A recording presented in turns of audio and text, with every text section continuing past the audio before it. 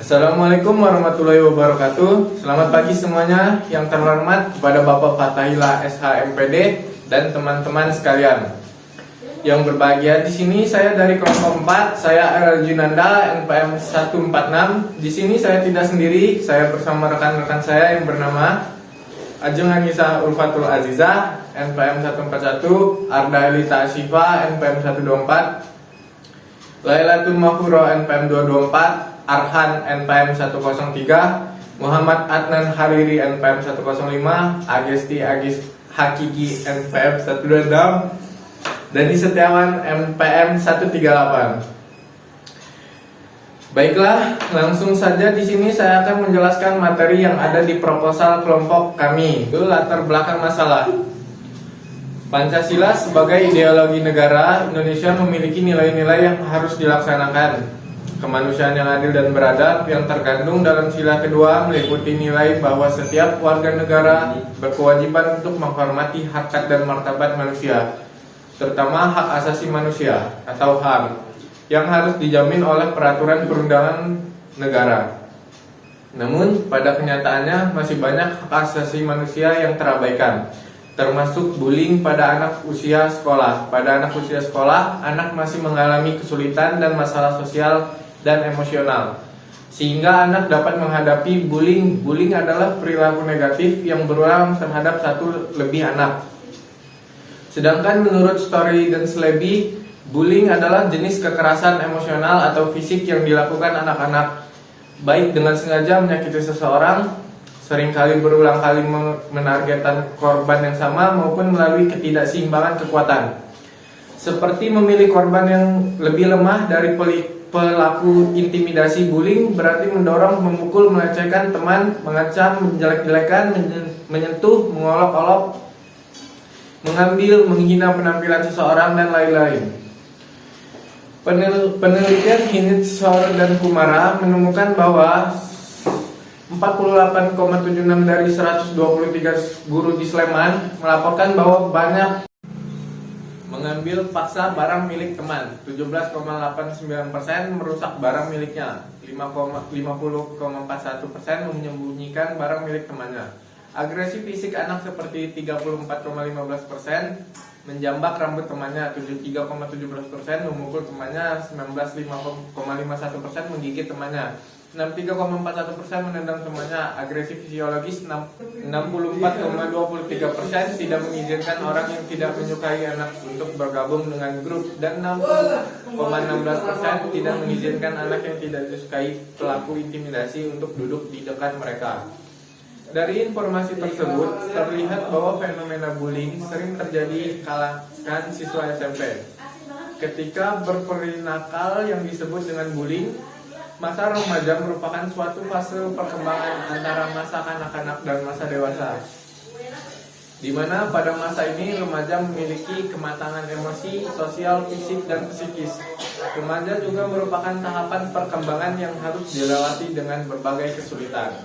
Dalam tugas perkembangannya, remaja akan melewati beberapa fase dengan berbagai tingkat kesulitan permasalahan, sehingga dengan mengetahui tugas-tugas perkembangan remaja dapat mencegah konflik yang ditimbulkan oleh remaja dalam keseharian yang sangat menyulitkan masyarakat. Agar tidak salah persepsi dalam mengenai permasalahan tersebut, pada masa ini juga kondisi psikis remaja sangat labil, karena masa ini merupakan fase pencarian jati diri. Biasanya mereka selalu ingin tahu dan mencoba sesuatu yang baru dilihat atau diketahui dari lingkungan sekitarnya, mulai lingkungan keluarga, sekolah, teman, sepermainan, dan masyarakat. Semua pengetahuan yang baru diketahui, diterima, dan ditanggapi oleh remaja sesuai dengan kepribadian masing-masing. Disinilah peran lingkungan sekitar sangat diperlukan untuk membentuk kepribadian seorang remaja. Setiap remaja sebenarnya memiliki potensi untuk dapat mencapai kematangan kepribadian, yang mungkin mereka dapat menghadapi tantangan hidup secara wajar di dalam lingkungannya.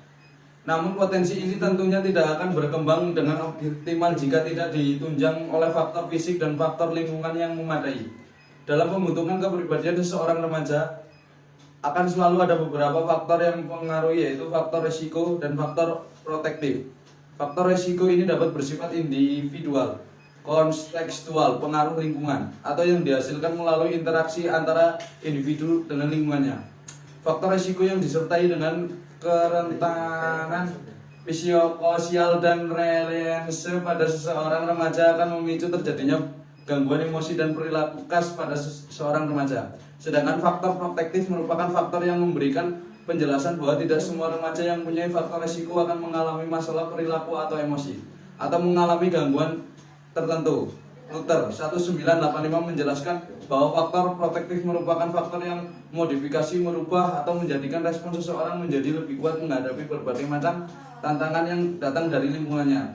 Faktor protektif ini akan berinteraksi dengan faktor resiko dengan hasil akhir berupa terjadinya tindakan masalah perilaku atau emosi atau gangguan mental. Kemudian dari lemahnya emosi seseorang akan berdampak pada terjadinya masalah di kalangan remaja. Misalnya bullying yang sekarang kembali memuncak di media. Kekerasan di sekolah ibarat fenomena gunung es yang nampak ke permukaan hanya bagian kecilnya saja. Akan terus berulang jika tidak ditangani secara tepat dan berkesinambungan dari akar personal. Budaya bullying atau kekerasan atas nama solidaritas masih terus terjadi di kalangan peserta didik karena meresahkan pemerintah didesak segera mengenai masalah ini secara serius. Bullying adalah suatu bentuk kekerasan anak yang dilakukan teman sebaya kepada seseorang anak yang lebih rendah atau lebih lemah untuk mendapatkan keuntungan atau kepuasan tertentu. Biasanya bullying terjadi berulang kali, bahkan ada yang dilakukan secara sistematis. Dari menjamu kasus-kasus bullying yang ada di lembaga pendidikan di Indonesia, khususnya lingkungan sekolah. Penulisan pengambilan tema yang berkaitan dengan perilaku bullying di jenjang pendidikan. Fokus masalah dimulai dari viralnya berita kasus pembulian siswa SMP di Cilacap disinyalir karena merebutkan lawan jenis, sehingga hal tersebut akan menjadi fokus masalah tentang minimnya pemahaman ideologi Pancasila yang mengakibatkan terjadinya kasus pembulian, dan hal tersebut tentunya melanggar ketentuan Pancasila nomor 2 yang berbunyi kemanusiaan yang adil dan beradab. Rumus masalah. 1. Mengapa mengambil kasus pembulian di SMP Cilacap? 2. Bagaimana perkembangan kasus pembulian di SMP Cilacap? 3. Apa dampak yang terjadi pada kasus pembulian tersebut? 4. Bagaimana solusi yang dapat diberikan untuk kasus tersebut? Media massa khususnya koran tidak luput juga untuk menyorot kasus yang sedang menjadi perbincangan publik, yakni kasus pembulian siswa di SMP Kabupaten Cilacap yang tengah marak dibicarakan oleh khalayak umum. Di media massa tersebut mendukung adanya informasi tentang kasus sedang ramai dibicarakan sehingga dapat menjadi kepentingan bisnis, dapat keuntungan informasi tersebut dapat memberikan pengaruh pada penjualan koran untuk meningkatkan taraf ekonomi. Sepenuhnya tentang memahami Pancasila di dalam media massa mengalami keterbatasan informasi tentang pemahaman ideologi yang menyangkut pemahaman sila kedua yang dikaitkan dengan kasus pembulian yang terjadi beda SMP di Kabupaten Cilacap tersebut. Yang penting untuk diingat, media massa tidak selalu terfokus pada informasi yang mengarah pada pemahaman ideologi yang terdapat pada kasus bully. Di media massa hanya terdapat fokus yang kasus yang dibicarakan saja. B. Literatur buku. Pada literatur buku tidak sepenuhnya mendukung informasi tentang kasus pembulian yang sedang ramai dibicarakan ini. Namun pada literatur buku banyak mengulas tentang pemahaman ideologi Pancasila yang tentunya berhubungan dengan pelanggaran nilai ideologi Pancasila seperti bertindak anarkis. Adanya sila kedua, rasa empati dan kasih sayang masyarakat Indonesia menjadi meningkat. Rasa empati dan kasih sayang ini sangat diperlukan dalam membantu kehidupan orang lain, terutama mereka yang benar-benar membutuhkan bantuan kita. Tuhan menciptakan berbagai macam sifat dan karakter manusia. Oleh karena itu, sebagai sesama makhluk hidup ciptaan Tuhan Yang Maha Esa, maka sudah seharusnya kita untuk saling menjatuhkan. Dengan kata lain, kita harus menjunjung tinggi nilai-nilai kemanusiaan. Adanya nilai ini membuat kita tersadar bahwa menjunjung tinggi nilai-nilai kemanusiaan akan memberikan manfaat, seperti kehidupan yang tenang karena tidak perlu membanding-bandingkan, membuat bahagia orang lain karena dapat memberikan bantuan. Kehidupan tentram dan makmur akan sering dirasakan, seperti yang sudah diketahui oleh banyak orang bahwa sila kedua berbunyi kemanusiaan yang adil dan beradab. Dari bunyi sila kedua, maka bangsa Indonesia perlu berperilaku dan bersikap sopan dan berada sesama manusia lainnya. Hal ini dapat menyimpulkan bahwa literatur dapat mencerminkan berbagai sudut pandang dengan topik ini. C. Media online. Media online tentunya memiliki beberapa alasan untuk mendukung informasi tentang kasus pembulian yang terjadi di Kabupaten Cilacap ini. Hal ini karena kewajiban memberikan informasi sebab memiliki dari kemajuan zaman tentunya berbagai informasi lebih cepat beredar melalui situs online atau situs media online dapat memahami kebutuhan kemajuan zaman di mana setiap orang dapat mudah mencari informasi melalui media online dengan mudah, cepat, dan efisien. Namun penting untuk diingat bahwa media online memiliki beragam sudut pandang dan kebijakan editorial yang berbeda. Oleh karena itu, tidak sembarangan mendukung melaporkan kasus ini dengan cara yang sama. Masyarakat juga memiliki peran penting dalam membaca berita dengan kritis dan memahami sudut pandang yang berbeda dari berbagai media.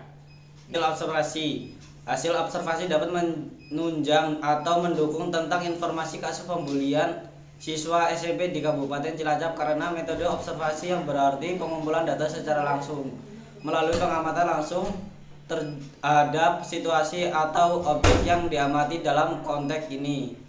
Hasil observasi dapat mencakup berbagai hal dan penting untuk dicatat bahwa hasil observasi penuh dianalisis secara hati-hati dan objektif. Data hasil observasi ini harus diperiksa dan dibandingkan dengan sumber lain.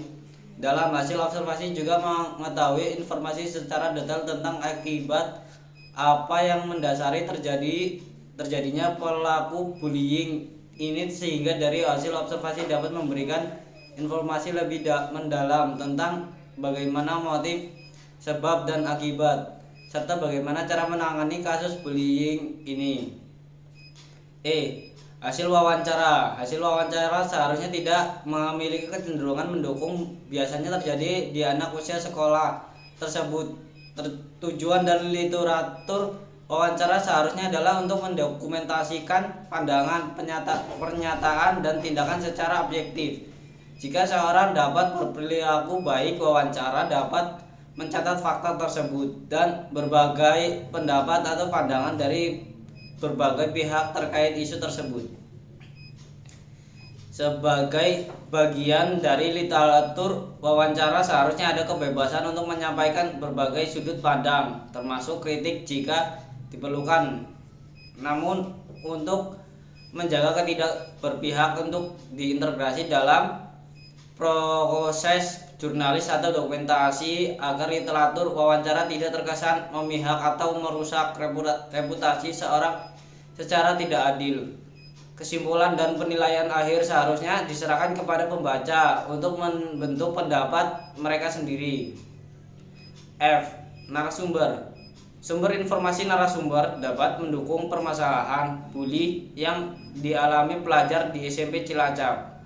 Karena beberapa alasan seperti kepentingan informasi, sumber berita yang akan menjadi acuan berbagai media untuk menjadikan suatu riset pengumpulan data agar cepat diusut atau ditindaklanjut permasalahan yang terjadi ini. Walaupun sejatinya narasumber belum terlalu paham akan nilai-nilai Pancasila, namun dari pihak narasumber setidaknya bisa memberikan tanggapan tentang kasus yang sedang viral dibicarakan. Karena penting untuk selalu mengkritisi informasi dari berbagai sumber dan berpikir kritis untuk mendapatkan pemahaman yang seimbang tentang kasus seperti ini. Sekian presentasi dari kelompok kami. Saya akhiri. Wassalamualaikum warahmatullahi wabarakatuh.